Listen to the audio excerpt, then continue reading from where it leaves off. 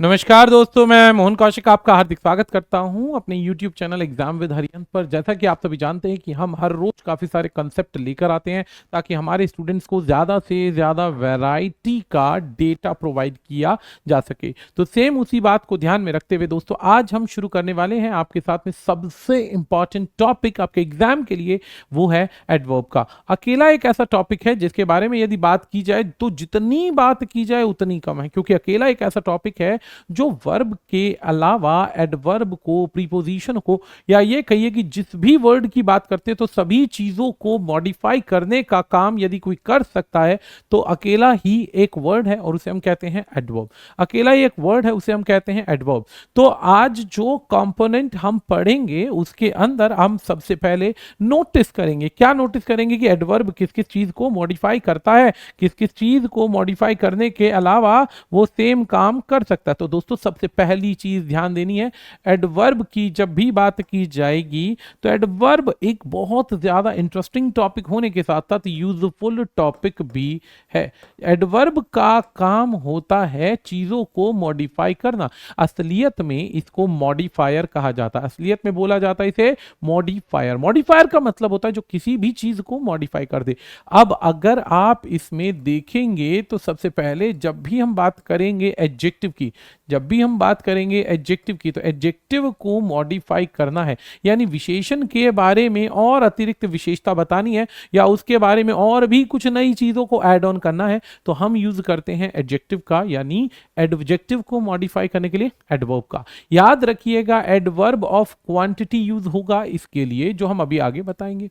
दोस्तों इसके बाद में यदि खुद एडवर्ब को भी मॉडिफाई करना हो, एडवर्ब से संबंधित कुछ भी बोलना हो, तो मॉडिफाई करने के लिए आपको दूसरी एडवर्ब का ही प्रयोग करना पड़ेगा, दूसरी एडवर्ब का भी प्रयोग करना पड़ेगा। तो ये एक ऐसा टॉपिक है जो दोनों परिस्थितियों में काम आएगा।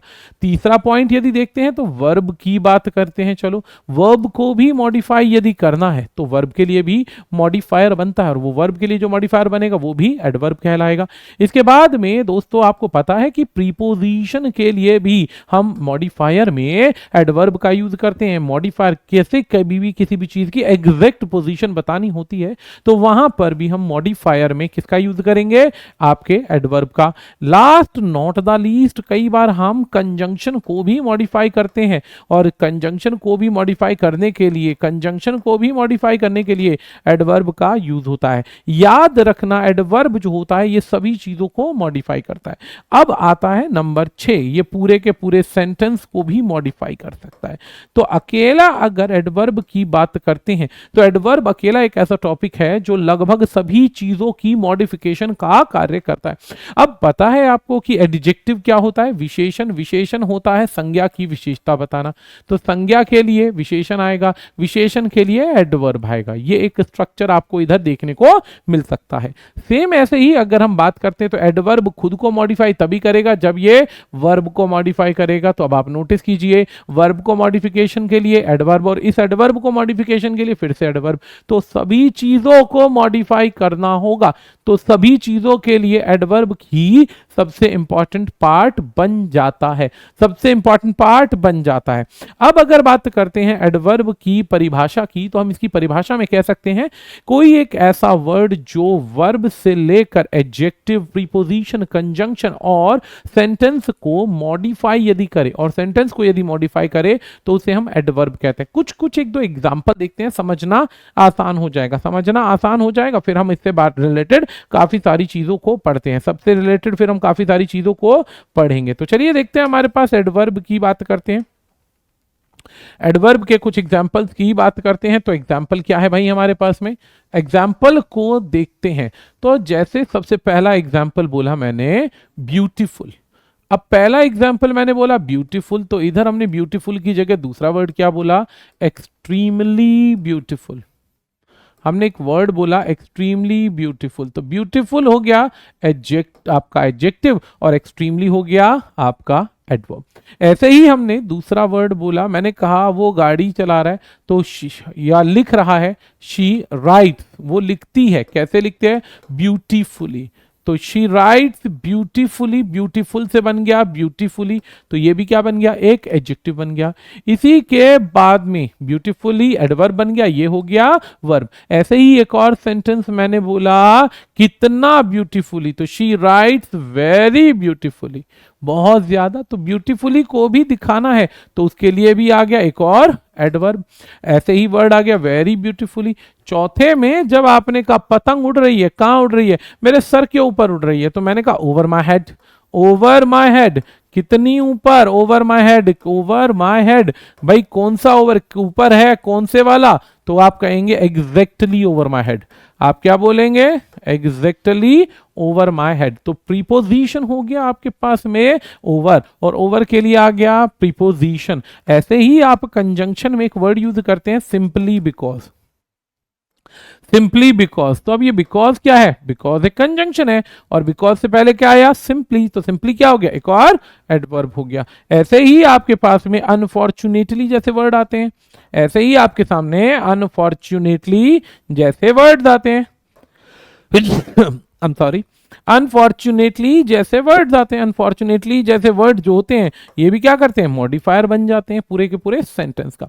तो बात अगर आपसे कोई कहे कि एडवर्ब क्या होता है, तो आप सिंपल उसे जाके बता दीजिएगा कि एडवर्ब एक ऐसा वर्ड होता है जिसका प्रयोग मॉडिफायर के रूप में होता है। और ये किसको मॉडिफाई करता है, ये लगभग हर उस चीज को मॉडिफाई करता है जो किसी ना किसी तरीके से संज्ञा से कनेक्टेड होती है। बढ़ते हैं आगे की तरफ, नेक्स्ट पॉइंट की बात करते हैं। तो एडवर्ब की क्लासिफिकेशन को देखते हैं किस तरीके से डिवाइड किया गया। तो काइंड ऑफ एडवर्ब में सबसे पहला एडवर्ब हमारे पास आता है adverb of time.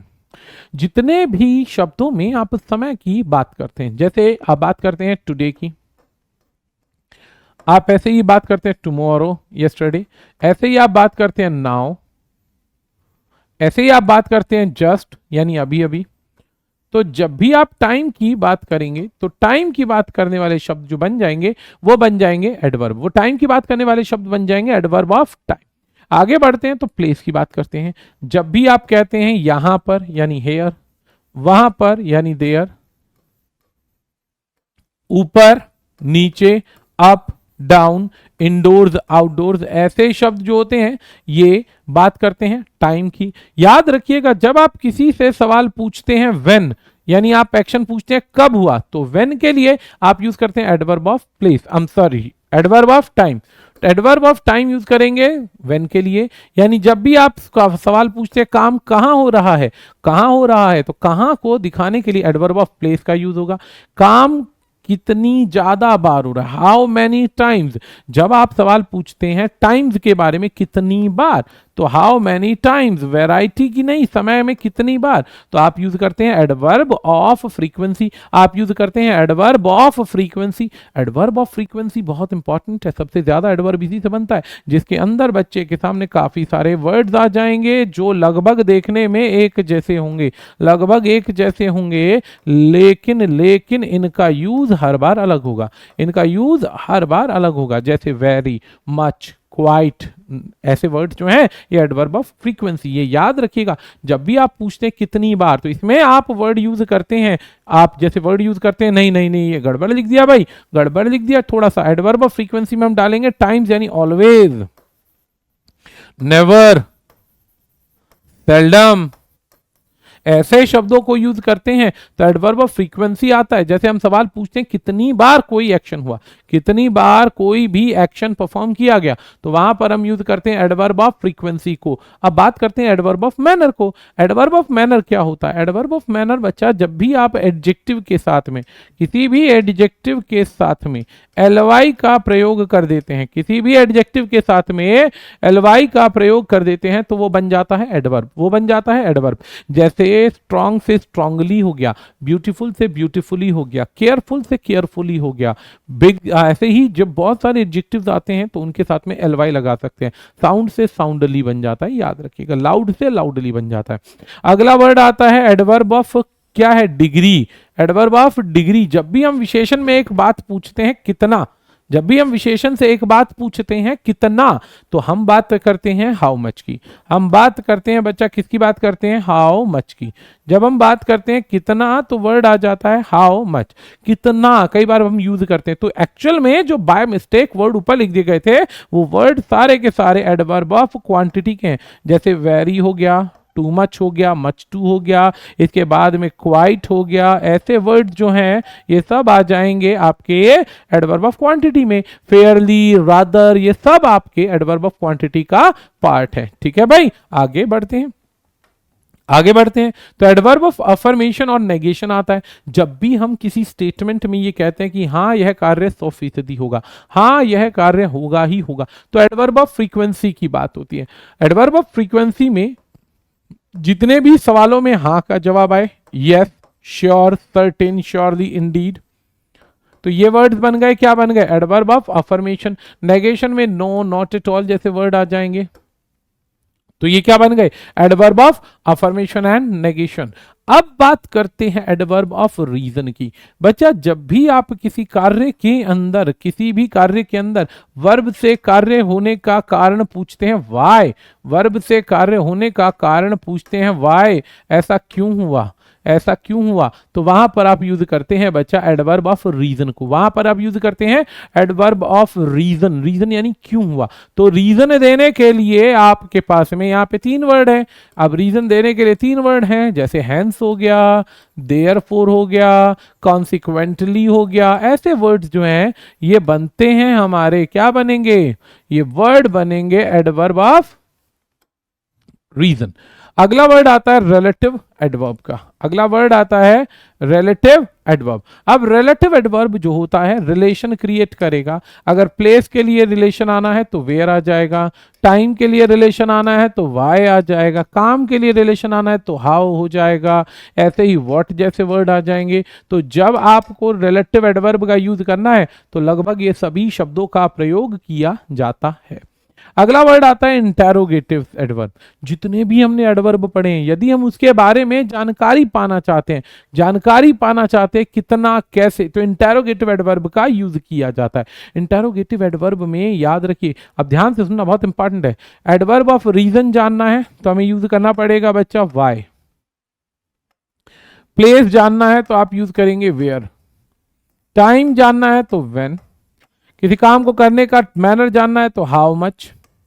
How, how से हाउ मच भी बन जाएगा, हाउ ऑफन भी बन जाएगा, हाउ मैनी भी बन जाएगा। अब जब ऐसे शब्दों का प्रयोग होगा तो वो बन जाएगा एडवर्ब ऑफ इंटेरोगेटिव या इंटेरोगेटिव एडवर्ब।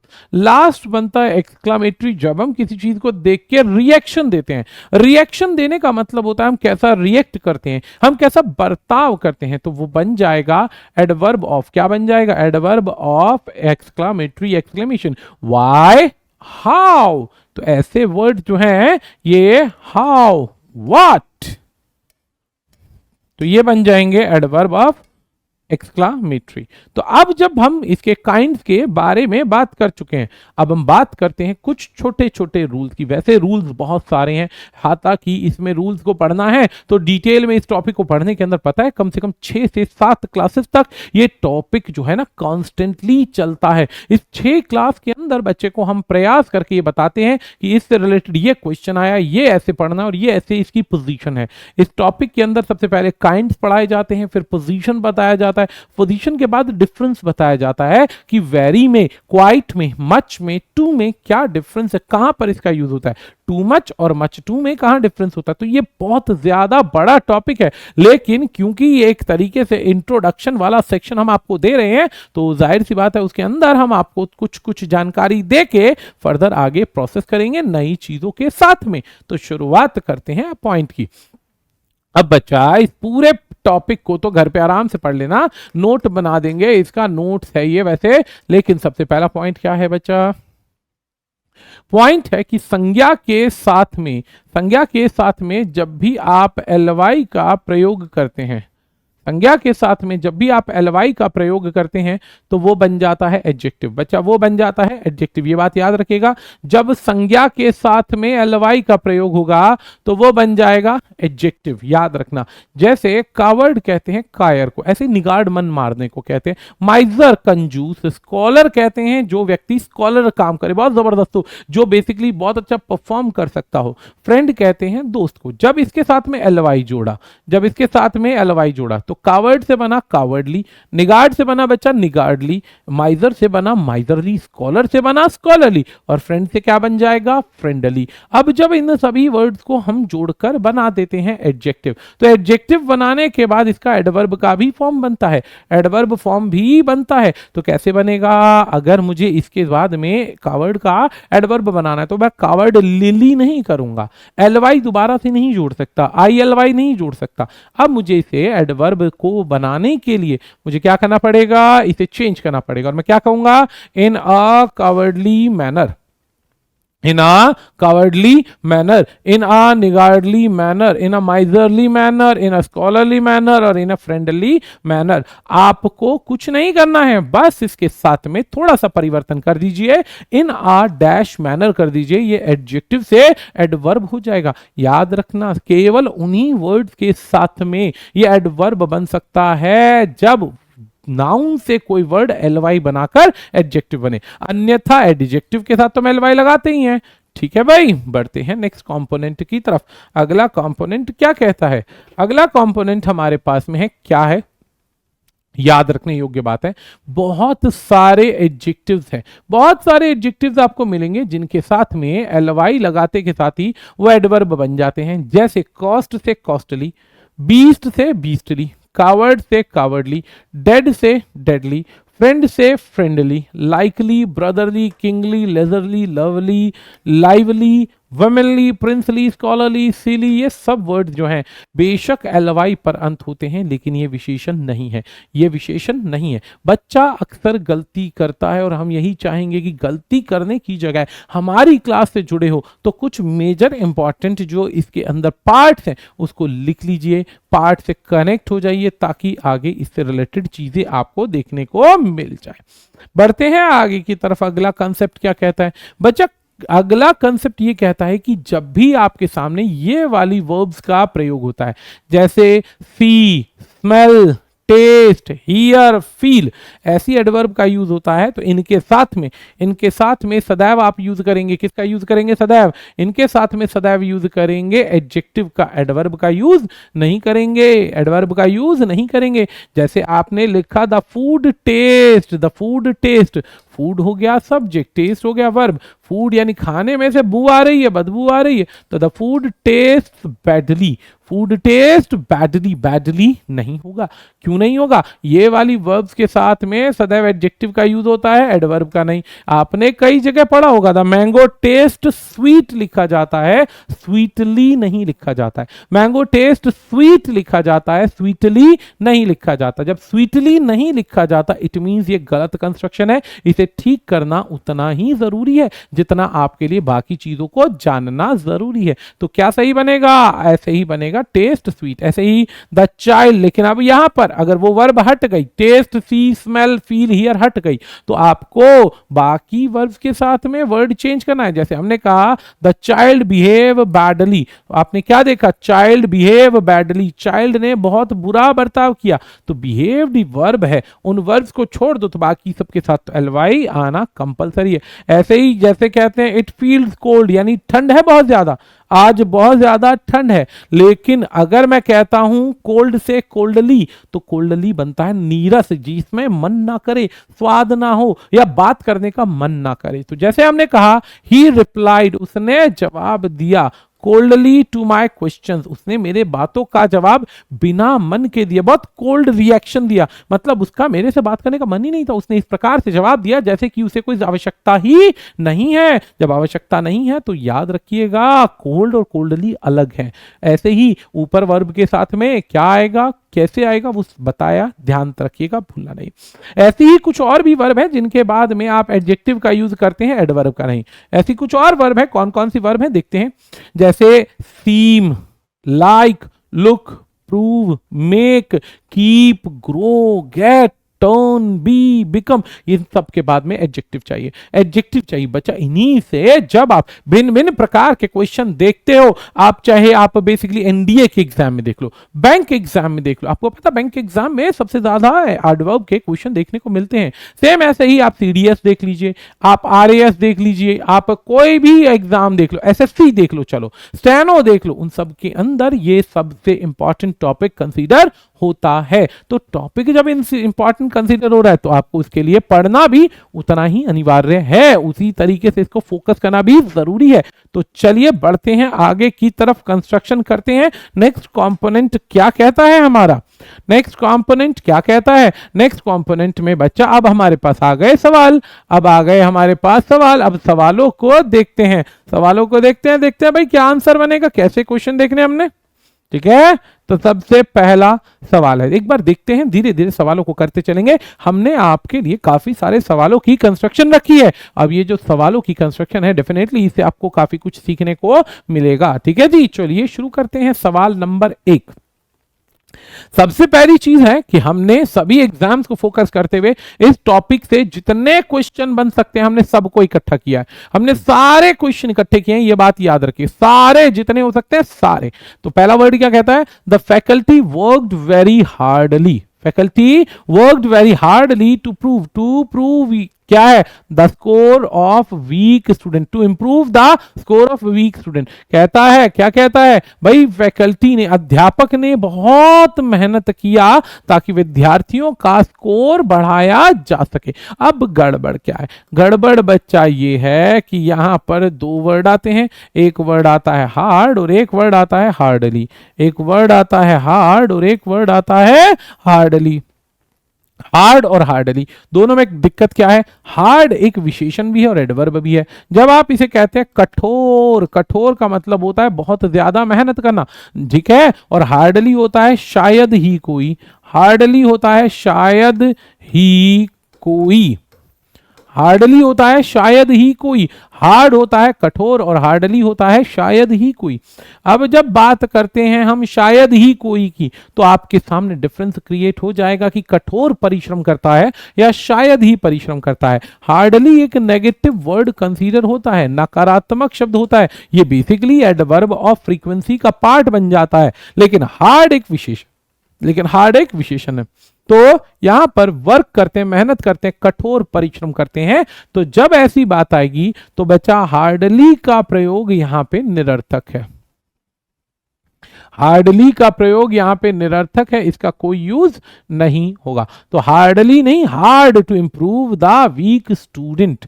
पहला सवाल आशा करते हैं समझ में आया होगा, बहुत आसान सवाल था, है ना। तो धीरे धीरे अगर आप इस टॉपिक के पार्ट को कंसीडर करते हैं तो आसान से हायर और डिफिकल्ट लेवल तक पहुंचेंगे और हर एक सवाल को 10 सेकंड में सॉल्व करने की कैपेबिलिटी भी डेवलप कर पाएंगे। हर क्वेश्चन को 10 सेकंड में सॉल्व करने की डेवलपमेंट आएगी। अगला सवाल है भाई, मोस्ट मेड्स, मेड्स कहते हैं भाई हमारे पास में जो कार्य करने वाली, काम वाली बाई होती हैं। मेड होता है काम वाली बाई। अब जब हमारे पास बात आती है, क्या बात आती है, most maid are very quicker, ज्यादातर जो मेड होती हैं बहुत ज्यादा क्विक होती हैं, बहुत तेज होती हैं, देन हाउसवाइफ। किस चीज के लिए तुलना कर रहे हैं, घर की औरतों से मेड्स की, विद हाउस होल्ड वर्क। जब काम की बात आती है तो मेड का काम ज्यादा तेजी से होता है। As they have to go to many houses, क्योंकि उन्हें कई सारे घरों में जाना होता है, कई सारे घरों में जाना होता है, तो उनके जो काम करने की कार्य क्षमता है, कार्य प्रणाली है, यह नॉर्मल की तुलना में बहुत ज्यादा होती है, नॉर्मल की तुलना में बहुत ज्यादा होती है। तो ऐसी परिस्थिति के अंदर आपके पास में एक सेंटेंस का अर्थ समझ में आ गया।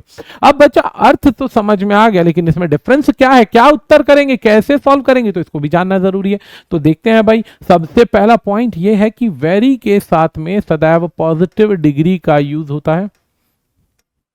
आपको जब ये टॉपिक पढ़ना होगा तो बच्चा वेरी और मच का डिफरेंस जरूर पढ़ना, नहीं तो इससे संबंधित काफी दिक्कतें आएंगी। डिफरेंस करना आपको जरूर सीखना पड़ेगा। जैसे हार्डली का बताया, ऐसे ही वेरी और मच का भी बताते हैं ताकि डिफरेंस क्लियर होता चला जाए। अब बच्चा वेरी जो होता है सदैव पॉजिटिव डिग्री को दिखाता है एडजेक्टिव के अंदर, जैसे very good, very strong, very intelligent. लेकिन मच का प्रयोग कहीं पर होता है तो मच के बाद में कंपैरेटिव डिग्री का यूज होता है। मच के बाद में कंपैरेटिव डिग्री आती है। अब बच्चा यदि मच के बाद में कंपैरेटिव डिग्री आएगी तो एक बात समझ लीजिए, क्या समझना है, मच के बाद में कंपैरेटिव डिग्री तभी यूज होती है, तभी यूज होगी जब आप यहां पे पास्ट पार्टिसिपल की बात करेंगे। इसके साथ में वेरी के साथ में वेरी इंटरेस्टिंग आ सकता है, लेकिन मच इंटरेस्टेड होता है, ईडी होगा तो मच, आईएनजी होगा तो वेरी। अब आपको इतने से समझ में आ गया कि भाई पॉजिटिव डिग्री है तो वेरी आएगा, अन्यथा मच आएगा। अब हमें कैसे पता चलेगा कि यहां पर क्विकर आएगा या क्विक आएगा या वेरी की जगह मच आएगा? इस डिफरेंस को समझना है तो वाक्य को देखिए। कंपैरेटिव डिग्री का प्रयोग तब होता है किसी वाक्य के अंदर जब हम डायरेक्टली और इनडायरेक्टली दो वर्ड्स की, दो चीजों की तुलना करते हैं बच्चा। तभी हम क्या करेंगे, जब कंपैरिजन होगा, तुलना होगी, तो तुलना के लिए ही कंपैरेटिव डिग्री आएगा। यानी डिग्री में गलती नहीं है, गलती है मच की जगह जो वेरी लिखा हुआ है उसमें। आप क्या कीजिए, वेरी को हटाइए और मच का प्रयोग कीजिए, सही तरीके से उत्तर बन जाएगा। ठीक है भाई, बढ़ते हैं अगले क्वेश्चन की तरफ। अगला क्वेश्चन हमारे पास में 3 क्वेश्चंस को हमने जोड़ा है। फिर से सेंटेंस देखिएगा, I was too angry with him to overlook his fault. मैं उससे जरूरत से ज्यादा नाराज हूं, गुस्से में हूं। मैं उससे जरूरत से ज्यादा नाराज हूं, गुस्से में हूं जब मैं उसकी गलतियों को देखता हूं। अब बच्चा यहां पर 3 वर्ड आएंगे। बच्चे के दिमाग में आएगा कि सर टू को हटा करके वेरी एंग्री आना चाहिए, अब मच एंग्री आना चाहिए, या टू गलत है। बच्चे के दिमाग में ये सवाल है। बच्चा सबसे पहली बात, टू का अर्थ होता है जरूरत से ज्यादा, आवश्यकता से ज्यादा, more than limit. More than limit की जब बात की जाती है, मोर देन लिमिट की जब बात की जाएगी तो बच्चा आप टू का प्रयोग कर सकते हैं, इसमें कोई गलती नहीं है, कोई भी गलती नहीं है। जब आप किसकी बात करेंगे, आप बात करेंगे तुलना की बात करेंगे, तो तुलना की बात करेंगे तो वहां पे आप तुलना करेंगे तो मच आएगा। अगर जरूरत से ज्यादा स्थिति है तो टू आएगा, और वेरी यानी ज्यादा को दिखाना है तो आप यूज करते हैं। यानी इस वाक्य में कोई गलती नहीं है। टू एंग्री हो सकता है, नहीं इतना ज्यादा नाराज है जितना नहीं होना चाहिए, इतना ज्यादा परेशान है जितना नहीं होना चाहिए, इतना ज्यादा गुस्से में है नहीं होना चाहिए, तो टू का प्रयोग कर सकते हैं। अगला सवाल आता है क्वेश्चन नंबर 4। क्या कहता है भाई, कहता है कि भाई व्हेन व्यूड, जब देखा, from his point of view, उसके नजरिए से, उसके अंदाजे से हमने देखा, the entire episode assumes a differently colour all together. Differently colour all together लिखा हुआ है, यहां पे पूरा का पूरा एपिसोड जो है डिफरेंटली कलर ऑल टुगेदर। अब सबसे पहला पॉइंट ध्यान दीजिए, आपको समझ में आ जाएगा कि सर डिफरेंट आएगा या डिफरेंटली आएगा, डिफरेंट आएगा या डिफरेंटली आएगा। बच्चा कोई दिक्कत नहीं, दोबारा से देखो आगे वाला वर्ड क्या है, कलर। कलर होता है संज्ञा, संज्ञा के लिए एडवर्ब नहीं आएगा, संज्ञा के लिए एडवर्ब नहीं आएगा। अब जब संज्ञा के लिए एडवर्ब नहीं आता है, संज्ञा के लिए एडवर्ब नहीं आता है तो डिफरेंट एक एडजेक्टिव है, एलवाई लग गया, एडवर्ब बन गया, तो एडवर्ब नहीं आएगा। एडवर्ब नहीं आएगा तो सही आंसर बनेगा, क्या बनेगा, डिफरेंट। डिफरेंट कलर हो सकता है, डिफरेंटली कलर नहीं होगा। इस बात को ध्यान रखने के लिए ये छोटा सा कंस्ट्रक्शन का पार्ट समझ लीजिएगा कि नाउन का प्रयोग अगर हो रहा है, नाउन का प्रयोग हो रहा है तो इससे पहले आप सदैव यूज करेंगे, इससे पहले किसका यूज करेंगे बच्चा, इससे पहले एडजेक्टिव आता है, एडवर्ब नहीं आता है, इससे पहले एडजेक्टिव आता है, ये बात याद रखना है। अब जब ये छोटे छोटे पॉइंट्स को हम देखते हैं, ये बिल्कुल बारीक पॉइंट्स को देखते हैं, महीन पॉइंट्स को देखते हैं, तो हमारे पास में धीरे धीरे धीरे धीरे नॉलेज एनहेंस होती है। और ऐसे क्वेश्चन एग्जाम में आते तो 10 सेकंड तो बहुत ज्यादा समय है, कई बार तो देखते हैं अरे टू बेवकूफ की गलती है, हटा इसको भैया, ये लगा, डिफरेंटली नहीं आएगा। तो ऐसे में कॉन्फिडेंस बिल्ड होता है। अगला सवाल आता है भाई, अगला सवाल आता है, क्या है देखते हैं। अगला सवाल कहता है भाई, सम स्टूडेंट फील दैट, कुछ विद्यार्थी महसूस करते हैं, सम स्टूडेंट फील दैट, महसूस करते हैं, सेलेक्टेडली स्टडीइंग अ फ्यू, फिर से वर्ड आ गया, selectedly studying a few days before the exam is quite beneficial. कहता है कि कुछ दिन पहले अगर कुछ चुनिंदा चीजों को पढ़ा जाए, कुछ दिन पहले अगर कुछ चुनिंदा चीजों को पढ़ा जाए तो आपके लिए बहुत ज्यादा बेनिफिशियल हो सकता है, पूर्ण रूप से बेनिफिशियल हो सकता है। अब हम बचपन में क्या करते थे भाई, बहुत सारे विद्यार्थी बचपन में क्या करते हैं कि पूरे साल पढ़े या ना पढ़े, पूरे साल पढ़े या ना पढ़े चलेगा, लेकिन पेपर से 4 दिन पहले 5 दिन पहले वो जरूर पढ़ते हैं, पेपर से 4 दिन पहले या 5 दिन पहले दबा के पढ़ते हैं। अब दबा के पढ़ते हैं तो वो क्या हो जाते हैं, पास हो जाते हैं, लेकिन वो सेलेक्टिव नहीं होता है, सेलेक्टेडली नहीं होता है, सेलेक्टिव स्टडिंग होता है। सेलेक्टिव का मतलब होता है केवल इतना पढ़ना कि पेपर में सवाल दिख जाए और आप उसको लिख पाए, तो सेलेक्टिव होगा, सेलेक्टेडली नहीं होगा, सेलेक्टेडली नहीं होगा। सेलेक्टेडली कोई वर्ड नहीं है यहां पे, ये बात ध्यान रखिएगा, गलत कंस्ट्रक्शन है। अगला सवाल आता है भाई हमारे पास में, क्या सवाल है देखते हैं भाई।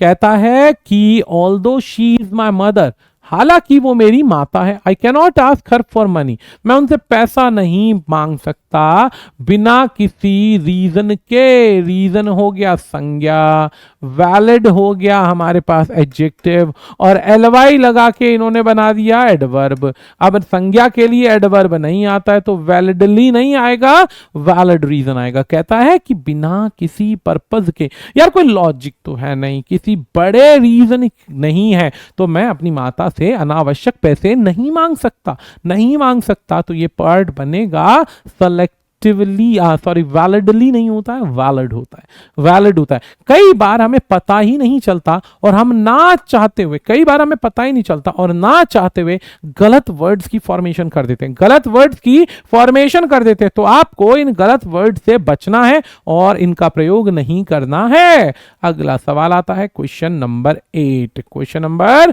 8, इस तरीके से चलते चलिए, इस तरीके से चलते चलिए, कामयाबी जरूर कदम चूमेगी, ये बात याद रखना, कामयाबी कदम जरूर चूमती है। हर उस विद्यार्थी के कदमों में कामयाबी दिखती है जिसके एफर्ट्स निरंतर होते हैं। समस्या क्या है, समस्या यह है कि विद्यार्थी निरंतर एफर्ट्स करने के स्थान पर चाहता है कम प्रयास करने पड़े, कम एफर्ट्स करने पड़े और ज्यादा से ज्यादा आउटपुट निकाला जा सके। आसान नहीं है, बहुत मुश्किल है, मेहनत करना पड़ता है, चिराग की तरह जलना पड़ता है यदि जीवन को रोशन करना है तो। ये बात ध्यान रखिएगा। सवाल क्या है भाई, रिसेप्शनिस्ट, यहां पर देखा नहीं है भाई, the receptionist was well paid for, ये हर नहीं आएगा भाई, ये हर मिस्टेकन है, ये गलत वर्ड है। The receptionist was well paid for skilful receiving, ठीक है जी, skilful receiving the increase and following them up. कहता है कि ये जो रिसेप्शनिस्ट है, रिसेप्शनिस्ट कहते हैं काउंसलर को, रिसेप्शनिस्ट कहते हैं काउंसलर को। कहता है ये जो काउंसलर है ये बहुत स्किलफुल है, स्किलफुल है क्योंकि ये रिसीव करती है, रिसीव करती है, क्या रिसीव करती है, इंक्वायरीज को बहुत अच्छे से, बहुत अच्छे प्रकार से रिसीव करती है और रिसीव करने के बाद में उनको फॉलो करती है, रिसीव करने के बाद में उनको प्रॉपर तरीके से फॉलो करती है। अब चलो बात है, बहुत अच्छे से रिसीव करती है, बहुत अच्छे से फॉलो करती है, बात समझ में आ गई, चलो जी ठीक है। अब वर्ड आता है यहां पे, क्या है, was well paid for, for किस चीज के लिए पे किया जा रहा है, रिसीविंग के लिए। अब रिसीविंग यहां पर बच्चा एक वर्ब है, रिसीविंग एक वर्ब है। जब रिसीविंग यहां पर एक वर्ब है, ये हर गलत है बच्चा, पहले बता चुका हूं, यहां पर रिसीविंग एक वर्ब है तो वर्ब से पहले एडवर्ब आएगा, वर्ब से पहले एडवर्ब आएगा और एडवर्ब अगर आएगा तो स्किलफुल नहीं आएगा, स्किलफुल ही आएगा। एडवर्ब से पहले अगर कोई वर्ड आएगा तो स्किलफुल नहीं आएगा, स्किलफुली आएगा। ये बात ध्यान रखिएगा, ये बात ध्यान रखिएगा, तभी ऐसे कुछ क्वेश्चंस बन पाएंगे। अगला वर्ड आता है भाई, क्वेश्चन नंबर हमारे पास में क्या है, अगला क्वेश्चन नंबर 9 है। बेहतरीन क्वेश्चंस जब बच्चे सॉल्व करते हैं, बेहतरीन क्वेश्चंस जब बच्चे सॉल्व करते हैं ना, तो ऑटोमेटिकली उनकी नॉलेज अपने आप बाय खुद बे खुद एनहेंस होती है। लेकिन सवालों से भिड़ना जरूरी है, सवालों से जूझना जरूरी है, तभी काम आसान होता है। अब सवाल क्या कहता है, स्कारचली।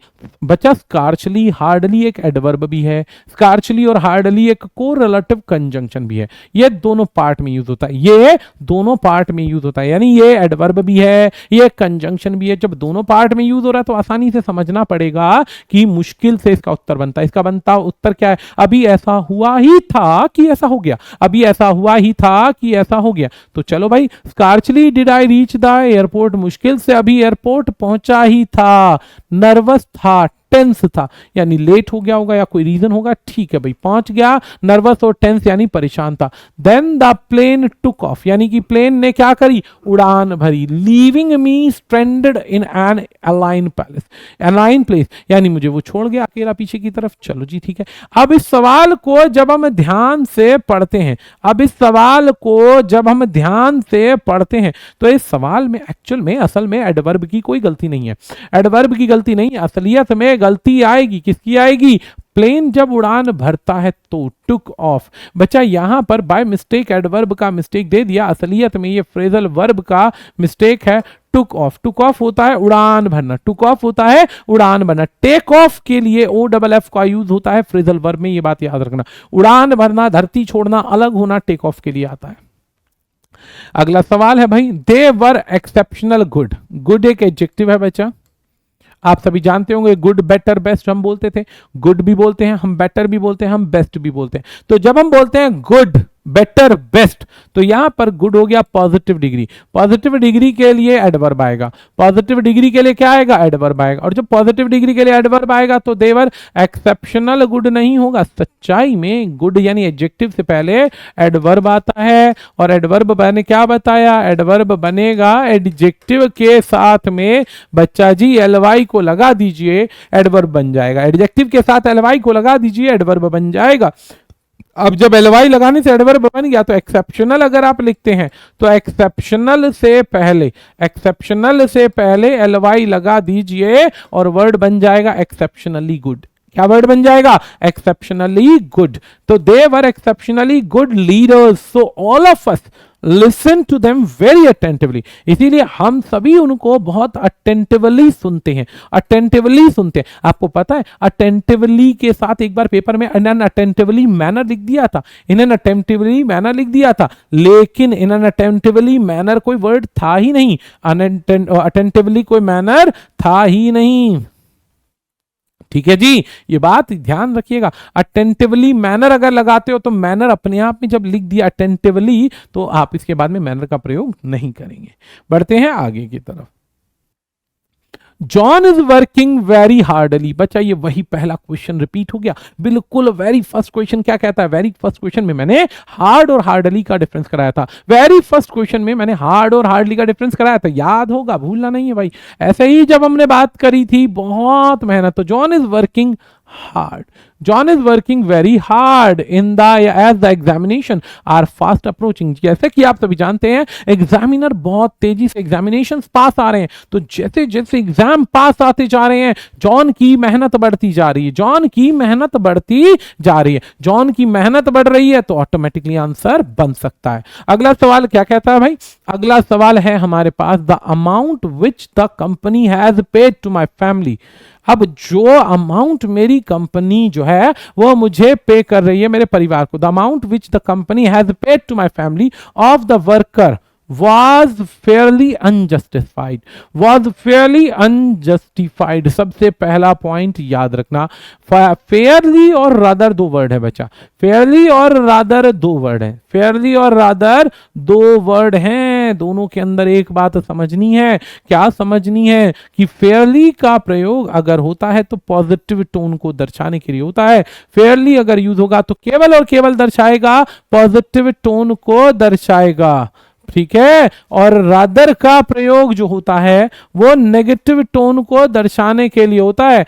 रादर का इस्तेमाल जो होता है वो बच्चा नेगेटिव टोन को दर्शाएगा। तो अब ऐसे में अनजस्टिफाइड का मतलब क्या है कि जो भी पैसा दिया गया, जो भी साजो सामान दिया गया, जो भी चीजें दी गई वो अनजस्टिफाइड है, वो अनजस्टिफाइड है, तो फेयरली नहीं आएगा। फेयरली की जगह यूज किया जाएगा रादर का, फेयरली की जगह यूज किया जाएगा रादर का। Was rather unjustified, was rather unjustified. समझ गए? आगे बढ़ते हैं भाई।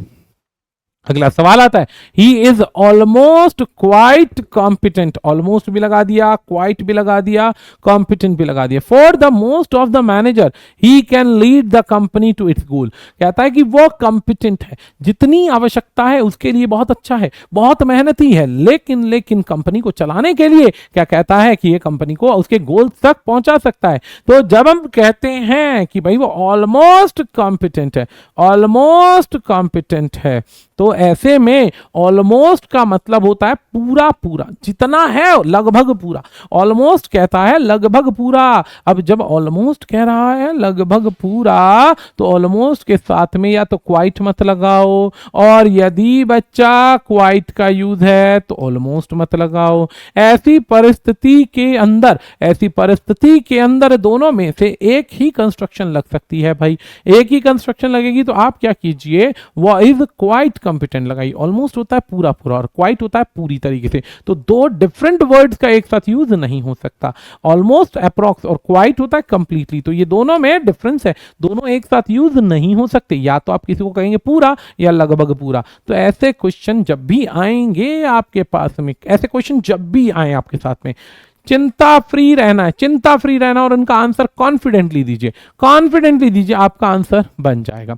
अगला सवाल आता है, द एक्सपर्ट्स एट पिनाकल। जो एक्सपर्ट की बात हो रही है, ये रेस्टोरेंट का नाम है पिनाकल, तो experts eight Pinnacle feel that, क्या फील करते हैं, the result will be declared by the weekend होपली, या होपिंगली वर्ड है भाई, वीकेंड जो। अब यह क्या कहता है कि भाई एक्सपर्ट जितने भी हैं, जितने भी एक्सपर्ट्स हैं इस रेस्टोरेंट के, अब इस रेस्टोरेंट के एक्सपर्ट्स जो हैं ये फील कर रहे हैं, क्या फील करते हैं, दैट, ऐसा महसूस करते हैं कि रिजल्ट डिक्लेयर कर दिया जाएगा, रिजल्ट डिक्लेयर कर दिया जाएगा वीकेंड पे। तो होपिंगली नहीं होता है, होपफुलिंग।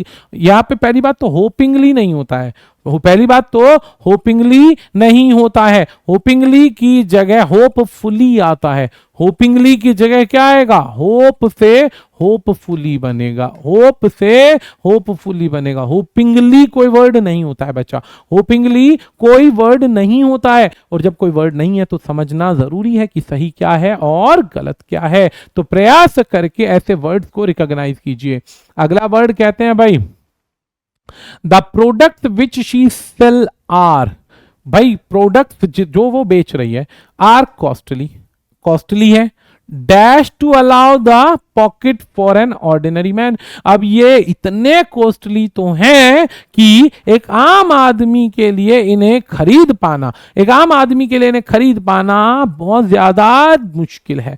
अब ऐसे में यहां पर यूज में जो मिस्टेक है वो है किसकी, एनफ की। एनफ का इस्तेमाल अगर यहां पर किसी चीज की क्वांटिटी बताएगा तो आप पहले यूज कीजिए, क्वांटिटी बताएगा तो एडजेक्टिव से पहले यूज कीजिए, लेकिन कॉस्ट से कॉस्टली बना दिया भाई तो एनफ इसके बाद जाएगा। इतने महंगे हैं, महंगे हैं, इतने महंगे हैं, इतने कि इन्हें संभाल पाना या आम आदमी के लिए खरीद पाना थोड़ा सा कठिन हो जाता है, कि आम आदमी इस तरीके के इतने महंगे प्रोडक्ट्स को नहीं खरीद पाएगा, बियर नहीं कर पाएगा। तो इस कंसेप्ट को समझना है, क्या है कि एनफ का प्रयोग जो होता है, एनफ का प्रयोग जो होता है, एनफ होता है किसी चीज की मात्रा। जब आप मात्रा दिखाएंगे और एडजेक्टिव के रूप में यूज करेंगे तो आगे संज्ञा का होना जरूरी है। लेकिन अगर पहले विशेषण आ गया, पहले विशेषण आ गया तो एनफ जो होता है उसके बाद आएगा, एनफ जो आएगा उसके बाद में आएगा, और बाद में आएगा तो हमें कैसे पता चलेगा। एनफ के बाद में अगर टू प्लस वर्ब की फर्स्ट फॉर्म का प्रयोग है, एनफ के बाद में यदि टू प्लस वर्ब की फर्स्ट फॉर्म है और सेंटेंस की कंस्ट्रक्शन आगे चल रही है, सेंटेंस की कंस्ट्रक्शन चल रही है, तो याद रखना एनफ के बाद में एडवर्ब आएगा, एडजेक्टिव के बाद एडवर्ब आएगा। ये बात समझ समझनी है। अगला सवाल है भाई, अगला सवाल है क्या है भाई, अगला सवाल कहता है ये वही वाला क्वेश्चन है जो एनफ से रिलेटेड है, बस सवाल की कंस्ट्रक्शन थोड़ी सी चेंज कर दी, सवाल की कंस्ट्रक्शन चेंज की है बस, और कुछ भी नहीं है। तो क्या सवाल कहता है भाई, सवाल कहता है the child requested his father, child हो गया हमारे पास में सब्जेक्ट, रिक्वेस्टेड हो गया बच्चा वर्ब, अपने पिता से रिक्वेस्ट करी, the child requested his father to be, अब यहां पर बी बनना है, होना है, क्या बनना है, काइंड बनना है, इतना तो काइंड बनना ही है, दया दिखानी ही है, to grant him 5000 rupees for the educational tour, कहता है कि ये एजुकेशनल टूर के लिए 5000 रुपए दिए जाएं। 10 मिनट यार, अभी 4 मिनट। तो जब भी ऐसा कोई क्वेश्चन आएगा तो आपके सामने इस तरीके के क्वेश्चन की कंस्ट्रक्शन कर पाना बहुत ही आसान हो जाएगा, बहुत ही आसान हो जाएगा, ये बात ध्यान रखेगा, ये बात ध्यान रखनी है। बढ़ते हैं आगे की तरफ, अगला क्वेश्चन क्या कहता है, a part of the training, अब पहली बात तो क्या है, a part of the training there नहीं आता है, दे ऑफर्ड, या तो कीजिए a part of training they offered was really good, was real good नहीं आएगा बच्चा, वॉज रियली गुड, यानी कि जो पार्ट ऑफ ट्रेनिंग वो प्रोवाइड कर रहे हैं वो सच्चाई में बहुत अच्छा है, वो सच्चाई में बहुत अच्छा है, वॉज रियल गुड नहीं आएगा, वॉज रियली गुड आएगा। बढ़ते हैं अगला सवाल, कहते हैं I met that day 2 years ago, I met that lady 2 years ago, मैं उस लेडी से मिला, मैं उस लेडी से मिला 2 साल पहले, ठीक है जी, एंड हैव रिमेंबर्ड हर, और तब से मैं जानता हूं, तब से जानता हूं, मिला 2 साल पहले हूं, 2 साल पहले मिला, और अब भी जानता हूं, अब भी जानता हूं, तो इवन फॉर या एवर फॉर कोई वर्ड नहीं होता है, सच्चाई में आप लिखेंगे एवर सिंस, एवर फॉर कोई वर्ड नहीं होता है, लिखेंगे एवर सिंस, एवर सिंस लिखा जाएगा, एवर फॉर का प्रयोग नहीं होगा, एवर फॉर कोई वर्ड नहीं होता, फॉर एवर होता है बच्चा, फॉर एवर होता है, एवर फॉर जैसा कोई वर्ड नहीं होता है, ये बात ध्यान रखिएगा। अगला सवाल आता है द कैंडिडेट रैन, अब ये सवाल बहुत इजी है, candidate ran as faster as he could to compete the race in the allotted time, candidate दौड़ा और इतनी तेज दौड़ा, कैंडिडेट दौड़ा और इतनी तेज दौड़ा कि भैया उसने रेस को दिए गए समय में समाप्त कर दिया, दिए गए समय में समाप्त कर दिया, दिए गए समय में समाप्त कर दिया, तो यहां पर पॉइंट देखा और क्या यूज किया, एज के साथ में पॉजिटिव डिग्री का यूज होगा, एज के साथ में यूज होगा पॉजिटिव डिग्री, और पॉजिटिव डिग्री के बाद में एज आएगा बच्चा, एज और एज के साथ में पॉजिटिव डिग्री आता है, कंपैरेटिव डिग्री का यूज नहीं होता है, कंपैरेटिव डिग्री का यूज नहीं होता है, ये बात याद रखिएगा, कंपैरेटिव डिग्री जब यूज नहीं होगी तो ऐसे में ध्यान रखना है, क्या ध्यान रखना है कि सो और एज और एज के साथ में अगर कहीं कंपैरेटिव डिग्री आ जाए तो गलत है, तो गलत है, ये ठीक करना है। जब इस तरीके के क्वेश्चन धड़ाधड़ बनते जाते हैं ना, तो हमारा जो कॉन्फिडेंस होता है वो और ज्यादा बूस्ट हो जाता है, और कहता है कि नहीं यार और 10 सवाल ऐसे भी आ जाएं तो हम इन सवालों को निपटा देंगे आसानी से। थोड़ा सा स्पीड अप करते हैं, बचे हुए 25 तक के सवाल आज करते हैं, उसके बाद हम इस क्लास के बची हुई पीडीएफ आपको घर के लिए दे देंगे, आराम से करते रहिएगा, टेलीग्राम चैनल से इसे डाउनलोड कर दीजिएगा, आपकी टेलीग्राम का चैनल आपको डिस्क्रिप्शन बॉक्स में इजीली मिल जाता होगा, तो आप इसे देख लीजिएगा। सवाल है हमारे पास में क्या है, the manager wanted to know, manager जानना चाहता था, हु हैड अराइव्ड अर्ली, कौन पहले आया that day, who had arrived early that day, the cashier और द अकाउंटेंट। डायरेक्टली और इनडायरेक्टली यहां पे 2 क्वेश्चन की तुलना हो रही है, डायरेक्टली और इनडायरेक्टली यहां पे 2 क्वेश्चन की तुलना हो रही है, तुलना हो रही है, और तुलना होने के लिए यहां पे मैनेजर जानना चाहता है कि पहले कौन आया था, पहले कौन आया था। अब जब तुलना हो रही है तो कंपैरेटिव डिग्री भी तो यूज होना चाहिए, तुलना हो रही है तो कंपैरेटिव डिग्री आएगा, और कंपैरेटिव डिग्री के लिए एक बार एडजेक्टिव देखिए क्या आ रहा है भाई, कंपैरेटिव डिग्री के लिए एडजेक्टिव यदि देखेंगे तो आपको पता चलेगा, क्या पता चलेगा कि मैनेजर जानना चाहता था, मैनेजर जानना चाहता था कौन पहले आया, पहले आया, तो पहले की तुलना में कौन पहले आया? दो व्यक्तियों में पहले के लिए अर्ली, अर्लियर और अर्लीस्ट जैसे शब्दों का यूज होता है। अर्ली, अर्लियर और अर्लीस्ट जैसे शब्दों का प्रयोग होता है। लास्ट क्वेश्चन करते हैं, चलिए आज की क्लास का लास्ट क्वेश्चन है, इसके बाद इस क्लास को ओवर करेंगे। काफी सारे कंसेप्ट हमने सीखे। The leader of the striking teachers, the leader of the striking teachers called on the chief minister for negotiations and returned happily, and returned happily. बहुत अच्छा क्वेश्चन है। कहता है कि जो भाई स्ट्राइकिंग लीडर्स थे, जो लीडर्स स्ट्राइक कर रहे थे, जो लीडर्स स्ट्राइक कर रहे थे, स्ट्राइकिंग लीडर्स का कौन? टीचर्स का, टीचर्स जो थे स्ट्राइक कर रहे थे और उनका जो लीडर था उसको बुलाया गया, चीफ मिनिस्टर के द्वारा बुलाया गया। अभी तक कोई गलती नहीं है, कभी गलती नहीं है। और आगे कहता है फॉर नेगोशिएशन, यानी कि नेगोशिएशंस के लिए बुलाया गया। एंड रिटर्न, रिटर्न यानी कि पहुंचा दिया गया वापस खुशी खुशी। जब यहां पर देखा तो रिटर्न एक वर्ब है और वर्ब के बाद आया एडवर्ब। जब वर्ब के बाद आया एडवर्ब तो इस कंपोनेंट से एक चीज हमें पता चल गई कि यदि ऐसा कोई क्वेश्चन आता है तो हमें यह देखना है कि सच्चाई में उसमें एरर है भी के नहीं है। जब आपके सामने ऐसा कोई क्वेश्चन आता है तो एक बात हमें समझनी बहुत अनिवार्य है कि जब भी ऐसा कोई क्वेश्चन आए तो उसको बहुत सोच समझ के कीजिए, ताकि आपके सामने ऐसे क्वेश्चन बहुत आसानी से मजाक मजाक में कंप्लीट हो जाए। तो चलिए आज की क्लास को यहीं ओवर करते हैं, मिलते हैं नेक्स्ट क्लास में ढेर सारे कंसेप्ट के साथ में। यदि इस चैनल पे नए हैं तो चैनल को लाइक कीजिए, सब्सक्राइब कीजिए, वीडियो को लाइक करके शेयर कीजिए अलग अलग दोस्तों के साथ, ताकि उनको भी पर्याप्त जानकारी मिल सके। आज के लिए इतना ही दोस्तों, धन्यवाद। मिलते हैं फिर से नई क्लास नए कंसेप्ट के साथ। Bye bye.